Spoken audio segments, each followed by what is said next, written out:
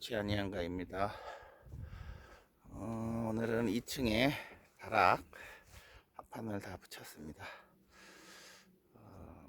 특별하게 기술이 요하는 건 아니고 재단해가지고 맞게 잘라서 우선 지금 합판 한 겹만 깔았고요.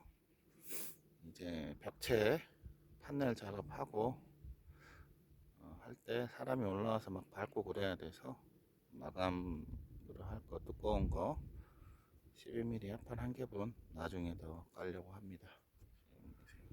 테두리 쪽으로 해서 싹 이제 마무리 했고요. 계단실 쪽은 지금 일부러 비워놨습니다. 오늘 지금 계단 자재들 나중에 양중하고 하는 작업을 해야 되기 때문에 그 작업 끝나고 나면 아마 계단을 하게 되지 않을까 싶습니다. 그래서 이제 집 쪽 벽체부터 작업을 해야 될 것 같고요. 저쪽에 창고는 지금 2단 정도 쌓아놨는데 자재가 좀 멀리 있고 2단 이상 쌓는 거는 좀 힘이 들어가지고 장비를 불러서 벽체하고 난 다음에 집에 벽체하고 난 다음에 하려고 합니다. 네, 벽체 한쪽 벽면을 뒤쪽 벽면을 마감을 했습니다. 징크 판넬 생각했을 때 제가 가장 걱정했던 부분이 뭐냐면 이거 작업하는 도중에 많이 끓이고 기스가 나지 않을까 이런 생각을 했었거든요. 근데 생각보다 표면도 좀 뭐랄까요, 긁힘이 좀 강하다고 할까요. 색상이 약간 짙은 색이어서 그런 것도 있는 것 같습니다. 검정색 계통이어서 약간 긁히더라도 잘 표시가 나지 않고 생각보다 지금 철판 두께가 0.5T 짜리인데요. 푹푹 파이거나 찍히거나 이런 것도 거의 없습니다. 세어보니까 짱짱하고요.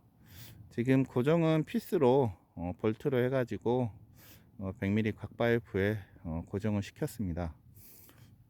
기본적으로 다락이 있는 쪽은 제일 위쪽에 한 줄, 요 위쪽 라인으로 한 줄 박고요. 다락 밑에 보이는 라인에 하나 박고 제일 밑에 이렇게 하나 박았습니다. 3개를 총 박았고요.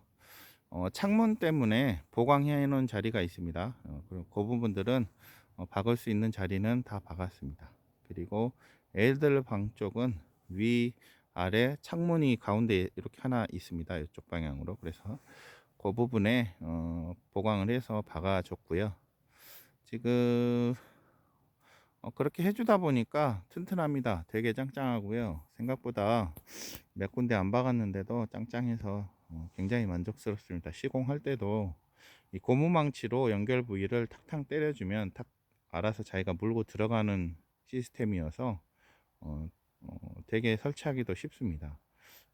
제가 원래 계획했던 거는 창고같이 저렇게 눕혀가지고 시공하고 이 징크 판만 또 따로 별도로 판매를 합니다. 그 판만 고정을 해서 작업을 하려고 했었는데 그렇게 했다면 아마 좀 후회를 했을 것 같습니다. 지금 시공해 놓고 보니까 그렇게 했을 때 문제가 뭐냐면 분명히 제가 튼튼하게 고정하기 위해서 피스를 최대한 많이 박을 겁니다. 그러면 이제 판이 이렇게 일자로 쭉 떨어져야 되는데 이게 울룩불룩 울룩불룩 이렇게 되거든요. 근데 그 상태에서 다시 마감판을 붙이게 되면 그게 아무리 제가 잘 한다고 하더라도 좀 문제가 있었을 것 같습니다. 근데 일체로 된 판을 쓰다 보니까 되게 작업하기도 쉽고요. 물리는 것도 튼튼하고 지금 물리는 중간중간 판 끼우기 전에 항상 폼을 쏴가지고 폼들끼리도 또 물고 있을 수 있게 해놨습니다. 지금 바깥에 잘 보시면 밑으로도 밑에 부분도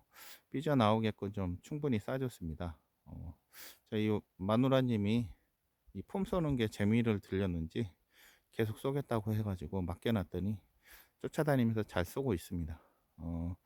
판넬을 작업하면서 제가 가장 걱정했던 부분이 두 번째는 이 재단할 때 공구가 좀 위험합니다. 지금 제가 쓰는 거는 원형 톱날에 일자로 된 일자날을 달아 가지고 그냥 천물점에 갔더니 가서 판넬 공사 하시는 분들 많이 쓰는 거 달라 그랬더니 일자날을 주시더라고요. 날이 여러 개인 것보다 조금 더 판넬을 손상을 시키는데 조금 위험하다. 이게 힘이 잘못 전달이 되면 튀기도 하더라고요. 저도 처음에 잘랐을 때 뒤쪽에 잠깐 실수를 해가지고 살짝 튄 경우도 있었거든요.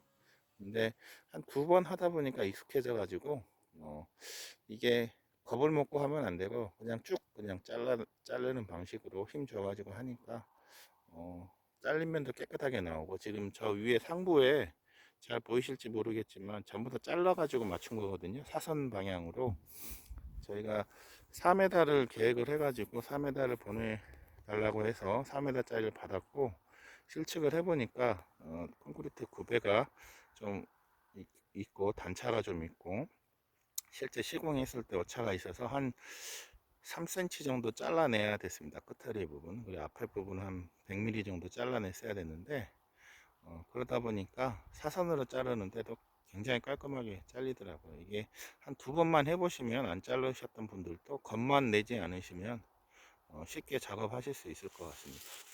그리고 자르기 위해서 제가 잠깐 간단한 공구를 하나, 공구? 뭐 지그라고 할까요? 지그판을 만들었습니다. 뭐 별다른 건 없고요. 네, 지그는 별다른 건 없고요. 여기에 이런 식으로 이제 그 원형 톱이 앉혀지는 거고, 손으로 이렇게 쭉 문대는 부분이 여기서 지금 톱날이 돌아가면서 잘립니다. 그래서 여기에다 맞추고 여기를 기준으로 힘을 줘가지고 밀면 이 밑에 부분이 잘리는 그런 식으로 해서 간단히 피스 한 3개 받고 마감 만들었습니다. 그래서 C형 클램프로 물려 가지고요, 이런 식으로 뒤쪽에서 물리면 앞쪽에서 지나다니는데 문제가 없으니까 이렇게 해서 작업을 했습니다. 배면을 또 먼저 했던 이유도, 실수를 하더라도 여기서 실수를 해야지 앞에서 실수하는 것보다 낫잖아요. 그래서 연습하는 겸 해가지고 작업을 했는데 생각보다 깔끔하게 나왔습니다. 내일은 또 전면부 작업하고 사진을 찍을 수 있으면 찍어 보겠습니다. 감사합니다. 네, 자른 단면을 좀 보여드리려고 다시 한번 찍어 봅니다. 지금 이런 식으로 깔끔하게 또 잘립니다. 이게 쭉 잘리다가 잠깐 힘이 좀 빠지거나 하면 이런 식으로 약간 울게 됩니다. 그러니까 요건 지금 제가 자르면서 이건 가이드를 댈 수가 없어서 그냥 일자로 쭉 자르다가 잠깐 틀어졌거든요. 이 긴 한 4m 방향을 하면서 틀어졌는데 여기 조금 이렇게 먹습니다. 그러니까 걱정하지 마시고 자르실 때 그냥 쭉 자르시면 될 것 같습니다. 힘내 가지고 자르시면 됩니다. 뒤쪽에 눌러 가지고 안 뜨게 자르시면 깔끔하게 잘립니다. 처음엔 전 겁이 나 가지고, 소리도 좀 심하거든요, 톱날이. 그래서 조금 멈칫멈칫 했더니 더 많이 판넬에 손상이 가더라고요. 그래서 그 다음 몇 번, 한 2번 잘라 보니까 감이 잡혀 가지고 이제 잘 자를 수 있게 됐습니다.